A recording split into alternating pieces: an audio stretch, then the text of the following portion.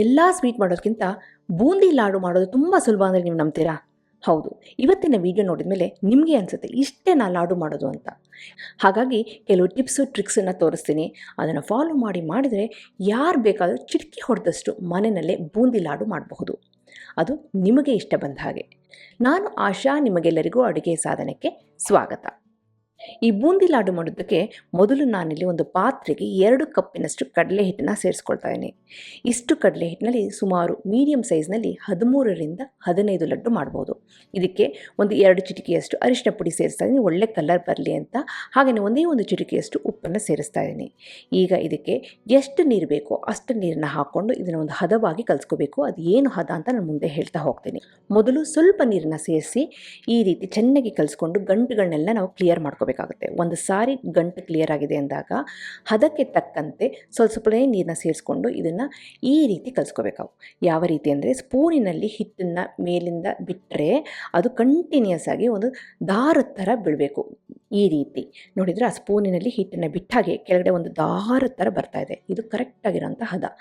ಬೂಂದಿ ಲಡ್ಡಿಗೆ ಬೂಂದಿ ಮಾಡೋದಕ್ಕೋಸ್ಕರ ಈ ಹದ ಇರಲೇಬೇಕು. ತೀರಾ ಗಟ್ಟಿನೂ ಇರಬಾರ್ದು, ತೀರಾ ತೆಳ್ಳಗೂ ಇರಬಾರ್ದು. ಇದು ಕರೆಕ್ಟಾಗಿರೋಂಥ ಕನ್ಸಿಸ್ಟೆನ್ಸಿ. ಈಗ ಹಿಟ್ಟನ್ನು ಕಲಿಸ್ಕೊಂಡು ರೆಡಿಯಾಗಿದೆ ಅಲ್ವಾ, ಇದಕ್ಕೆ ಸೋಡಾ ಹಾಕೋ ಅವಶ್ಯಕತೆಯಲ್ಲಿ ಏನೂ ಇಲ್ಲ. ಈಗ ಹಿಟ್ಟನ್ನು ಮುಚ್ಚಿಟ್ಬಿಟ್ಟು ಒಂದು 10 ನಿಮಿಷ ಹಾಗೆ ಬಿಡೋಣ ಅರಳೋದಕ್ಕೆ. ಅಷ್ಟೊತ್ತಿಗೆ ಇದಕ್ಕೆ ಸಕ್ಕರೆ ಪಾಕ ಮಾಡೋಣ. ಸಕ್ಕರೆ ಪಾಕ ಮಾಡೋದಕ್ಕೆ ಅಗ್ಯಾರೋ ರಿಜೆನ್ಸಿ ಟ್ರೈಪ್ಲೇ ಸ್ಟೀಲ್ ಕಡಾಯಿನ ತೊಗೊಂಡಿದ್ದೀನಿ. ದಪ್ಪ ತಳದ ಪಾತ್ರೆ ತೊಗೊಂಡ್ರೆ ಪಾಕ ಚೆನ್ನಾಗಿ ಬರುತ್ತೆ. ಈ ಪಾತ್ರೆಗೆ ಮೊದಲು ಅರ್ಧ ಕಪ್ಪಿನಷ್ಟು ನೀರನ್ನ ಹಾಕಿ ಎಷ್ಟು ಕಡಲೆ ಹಿಟ್ಟು ತೊಗೊಂಡು ಅಷ್ಟೇ ಸಕ್ಕರೆನ ಸೇರಿಸ್ತಾ ಇದ್ದೀನಿ. 2 ಕಪ್ಪು ಕಡಲೆ ಹಿಟ್ಟಿಗೆ 2 ಕಪ್ಪು ಸಕ್ಕರೆ ಕರೆಕ್ಟಾಗಿ ಬರುತ್ತೆ. ಆಮೇಲೆ ಸಕ್ಕರೆ ಮುಳುಗೋಷ್ಟು ನೀರನ್ನ ಹಾಕಿದರೆ ಸಾಕು. ಒಟ್ಟಾಗಿ 1.5 ಕಪ್ಪಿನಷ್ಟು ನೀರನ್ನ ಸೇರಿಸಿದ್ದೀನಿ 2 ಕಪ್ಪು ಸಕ್ಕರೆಗೆ. ಈಗ ಫ್ಲೇಮ್ನ ಮೀಡಿಯಮ್ ಟು ಹೈನಲ್ಲಿ ಇಟ್ಕೊಂಡು ಇದನ್ನು ಕುದಿಯೋದಕ್ಕೆ ಬಿಡೋಣ. ಕುದಿಯೋಕ್ಕೆ ಬರ್ತದೆ ಅಂದಾಗ ಮತ್ತೆ ಇಲ್ಲಿ ಸ್ವಲ್ಪ ಅರಿಶಿನ ಪುಡಿನ ಸೇರಿಸ್ತಾ ಇದ್ದೀನಿ, ಲಡ್ಡು ಒಳ್ಳೆ ಕಲರ್ ಬರಲಿ ಅಂತ. ಬೇಡ ನಮಗೆ ಅರಿಶಿನ ಪುಡಿ ಬೇಡ ಅಂದರೆ ನೀವು ಫುಡ್ ಕಲರ್ನೂ ಸಹ ಸೇರಿಸ್ಬೋದು, ಯೆಲ್ಲೋ ಕಲರು. ಆದರೆ ಫುಡ್ ಕಲರ್ಗಿಂತ ಅರಿಶಿನ ಪುಡಿಯಿಂದಲೇ ಒಳ್ಳೆ ಕಲರು ಬರುತ್ತೆ, ಆರೋಗ್ಯಕ್ಕೂ ಸಹ ಒಳ್ಳೆಯದು. ಈಗ ಕುದಿತಿದೆ ಅಂದಾಗ ಫ್ಲೇಮ್ನ ಲೋ ಮಾಡಿಕೊಂಡು ಈ ರೀತಿ 1 ಎಳೆ ಪಾಕ ಬರ್ತಾ ಇದೆ ಅನ್ನೋ ಸ್ಟೇಜಿನಲ್ಲಿ ನಾವು ಆಫ್ ಮಾಡಬೇಕಾಗುತ್ತೆ. ನೋಡಿದ್ರಾ, ಈಗ ಬರ್ತಾ ಇದೆ, 1 ಎಳೆ ಬರ್ತಾ ಇದೆ, ಆಮೇಲೆ ಕಟ್ ಆಗ್ತಾ ಇದೆ. ಆ ಸ್ಟೇಜ್ನಲ್ಲಿ ಆಫ್ ಮಾಡೋಣ. ಈಗ ಚೆನ್ನಾಗಿ ಪಾಕ ಬಂದಿದೆ, 1 ಎಳೆ ಬಂದುಬಿಟ್ಟು ಕಟ್ಟಾಗೋ ಒಂದು ಸ್ಟೇಜಿನಲ್ಲಿ ಮುಚ್ಚಿಟ್ಬಿಟ್ಟು ಸೈಡ್ನಲ್ಲಿ ಇಟ್ಟಿದ್ದೀನಿ. ಈಗ ಇಲ್ಲಿ ಬಾಣಲಿನಲ್ಲಿ ಎಣ್ಣೆ ಚೆನ್ನಾಗಿ ಕಾಯ್ತಾ ಇದೆ. ಹೇಗೆ ಅಂದರೆ ಫ್ಲೇಮ್ ಹೈಯಲ್ಲೇ ಇದೆ. ಸ್ವಲ್ಪ ಹಿಟ್ಟನ್ನು ಹಾಕಿದ ತಕ್ಷಣ ನೋಡಿದ್ರೆ ಅದು ಮೇಲೆ ಬಂದುಬಿಟ್ಟಿದೆ. ಈಗ ಕರೆಕ್ಟಾಗಿರೋ ಹೀಟ್ನಲ್ಲಿದೆ, ಫ್ಲೇಮ್ ಹೈಯಲ್ಲೇ ಇದೆ. ಎಣ್ಣೆ ಮಾತ್ರ ಚೆನ್ನಾಗಿ ಕಾಯ್ತಿರಬೇಕು, ಆಗಲೇ ಬೂಂದಿ ಗುಂಡಿಗೆ ಬರೋದು. ಈಗ ಫ್ಲೇಮ್ ಹೈಯಲ್ಲೇ ಇಟ್ಕೊಂಡು ಈಗ ನಾವು ಮಾಡಿರೋಂಥ ಮೊದಲೇ ಮಾಡಿಟ್ಕೊಂಡಿದ್ವಲ್ಲ ಬೂಂದಿ ಹಿಟ್ಟನ್ನು, ಅದನ್ನು ಈ ಬೂಂದಿ ಸ್ಪೂನಿಗೆ ಹಾಕ್ಕೊಂಡು ಇನ್ನೊಂದು ಸ್ಪೂನಲ್ಲಿ ಈ ರೀತಿ ಸುತ್ತಾ ಇದ್ದೀನಿ. 1 ಸ್ಪೂನ್ ಹಾಕ್ಕೊಂಡು ಈ ರೀತಿ ಮತ್ತೆ ಸುತ್ತಾ ಇರಿ. ಎಲ್ಲಿವರೆಗೆ ಅಂತಂದರೆ ಆ ಎಣ್ಣೆಯಲ್ಲಿ ಪೂರ್ತಿ ಬೂಂದಿ ಕವರ್ ಆಗಬೇಕು, ಅಲ್ಲಿವರೆಗೆ ಹಿಟ್ಟನ್ನು ಹಾಕ್ಕೊಂಡು ಸುತ್ತಾ ಇದ್ದರೆ ಕರೆಕ್ಟಾಗಿರುತ್ತೆ. ನಾನು ತೊಗೊಂಡಷ್ಟು ಎಣ್ಣೆಗೆ 1 ಸ್ಪೂನ್ ಹಿಟ್ಟಿನಲ್ಲಿ ಬೂಂದಿ ಎಲ್ಲ ಕವರ್ ಆಗಿದೆ ಎಣ್ಣೆಯಲ್ಲಿ. ಒಂದು 30 ಸೆಕೆಂಡ್ ಆದಮೇಲೆ ಜಾಲ್ರಿ ತೊಗೊಂಡು ಈ ರೀತಿ ನಾವು ಚೆನ್ನಾಗಿ ಮಿಕ್ಸ್ ಮಾಡ್ತಾ ಇರಬೇಕು. ಬೂಂದಿ ಮಾಡೋದಕ್ಕೆ ಮಾತ್ರ ಫ್ಲೇಮ್ ಹೈಯಲ್ಲೇ ಇರಬೇಕು, ಎಣ್ಣೆ ಚೆನ್ನಾಗಿ ಕಾದಿರಬೇಕು. ಆವಾಗ ನಾವು ಬೂಂದಿ ಹಿಟ್ಟನ್ನು ಜಾಲ್ರಿ ಮೇಲೆ ಬಿಟ್ಟರೆ ಆ ಬೂಂದಿ ಗುಂಡಾಗಿ ಬರುತ್ತೆ. ಅಕಸ್ಮಾತ್ ಎಣ್ಣೆ ಕಾದಿಲ್ಲ, ಫ್ಲೇಮ್ ಮೀಡಿಯಮಲ್ಲಿದೆ ಅಂತಂದರೆ ಬೂಂದಿ ಚಪ್ಪಟೆ ಆಗಿ ಬರುತ್ತೆ, ಗುಂಡಾಗಿ ಬರೋದಿಲ್ಲ. ತುಂಬಾ ಮುಖ್ಯ.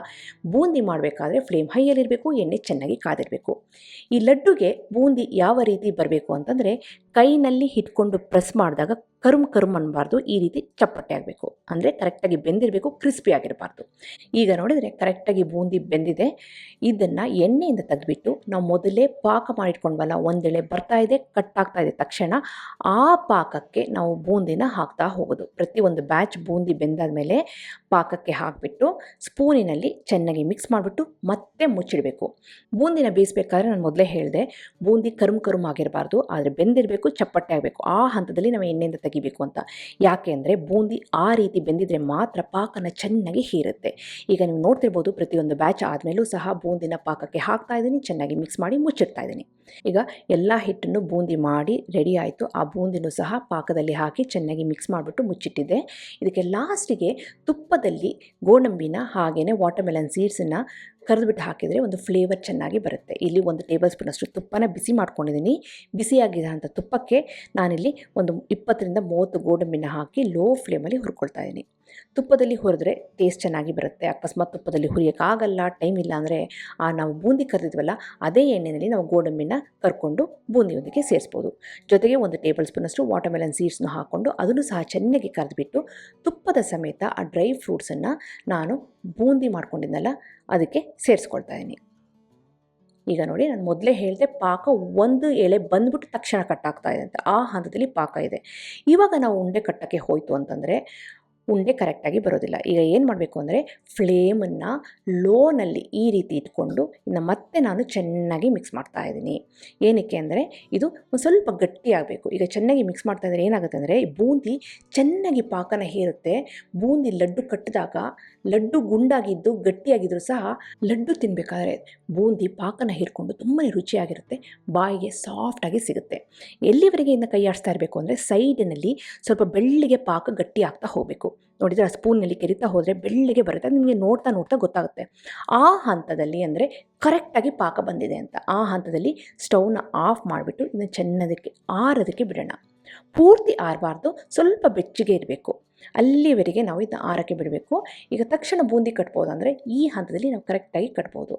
ಈಗ ಸ್ವಲ್ಪ ಬಿಸಿ ಇರೋದ್ರಿಂದ ಕೈಗೆ ತುಪ್ಪ ಸವಕೊಂಡ್ರೆ ಬೂಂದಿ ಲಡ್ಡು ಕಟ್ಟೋದಕ್ಕೆ ತುಂಬಾ ಸುಲಭ ಆಗುತ್ತೆ. ಬೂಂದಿ ತುಂಬ ಬಿಸಿ ಇರಬೇಕಾದ್ರೆ ಕಟ್ಟೋದಕ್ಕೂ ಸಾಧ್ಯ ಇಲ್ಲ. ಅಕಸ್ಮಾತ್ ಕಷ್ಟಪಟ್ಟು ಬೂಂದಿ ಲಡ್ಡುನ ಕಟ್ಟಿಬಿಟ್ರೆ ಒಳಗಡೆ ಬಿಸಿ ಇರೋದ್ರಿಂದ ಅದೇನಾಗುತ್ತೆ, ತೇವಾಂಶ ಶುರುವಾಗ್ಬಿಟ್ಟು ಲಡ್ಡು ಬೇಗ ಕೆಟ್ಟೋಗೋ ಚಾನ್ಸಸ್ ಇರುತ್ತೆ. ಹಾಗಾಗಿ ಸ್ವಲ್ಪ ಆರಿಕೊಂಡು ಅದು ಬೆಚ್ಚಗಾಗಿದೆ ಅನ್ನೋ ಹಂತದಲ್ಲಿ ಈ ರೀತಿ ಕಟ್ಟೋದಕ್ಕೆ ಸುಲಭ ಆಗುತ್ತೆ. ನಾನು ಮೊದಲೇ ಹೇಳಿದೆ, ಪಾಕನ ಕರೆಕ್ಟಾಗಿ ತೆಗಿಬೇಕು. ಪಾಕ ತೀರ ಗಟ್ಟಿಯಾಗಿ ತೆಗೆದುಬಿಟ್ರಂತೂ ಲಡ್ಡು ಕಟ್ಟೋದಕ್ಕೆ ಸಾಧ್ಯನೇ ಇಲ್ಲ. ಹಾಗಾಗಿ ಪಾಕ ತೆಗಿಬೇಕಾದ್ರೆ ಒಂದೆಳೆ ಬರ್ತಾ ಇದೆ, ಹಾಗೆಯೇ ಕಟ್ಟಾಗ್ತಾ ಇದೆ. ಆ ಹಂತದಲ್ಲಿ ಆಫ್ ಮಾಡಿಬಿಟ್ಟು ಬೂಂದಿ ಎಲ್ಲ ಮಾಡಿಕೊಂಡು ಪಾಕಕ್ಕೆ ಹಾಕಿ ಆಮೇಲೆ ಬೂಂದಿನ ಪಾಕದಲ್ಲಿ ಸ್ಲೋ ಫ್ಲೇಮಲ್ಲಿ ಚೆನ್ನಾಗಿ ಮಿಕ್ಸ್ ಮಾಡ್ತಾ ಕರೆಕ್ಟ್ ಹದದಲ್ಲಿ, ಅಂದರೆ ಸ್ವಲ್ಪ ಸೈಡ್ನಲ್ಲಿ ಪಾತ್ರೆ ಸೈಡಿನಲ್ಲಿ ಸ್ವಲ್ಪ ಪಾಕ ಗಟ್ಟಿ ಆಗ್ತಾ ಇದೆ, ಆ ಸ್ಟೇಜಿನಲ್ಲಿ ಆಫ್ ಮಾಡಿಬಿಟ್ಟು ಬೂಂದಿ ಲಡ್ಡುನ ಕಟ್ಟಿದರೆ ಬೂಂದಿ ಪರ್ಫೆಕ್ಟಾಗಿ ಬರುತ್ತೆ. ಈಗ ನೀವು ನೋಡ್ತಿರ್ಬೋದು, ಬೂಂದಿ ಲಡ್ಡು ನೋಡೋದಕ್ಕೆ ಚೆನ್ನಾಗಿದೆ, ರೌಂಡಾಗಿದೆ, ಗಟ್ಟಿಗೂ ಇದೆ.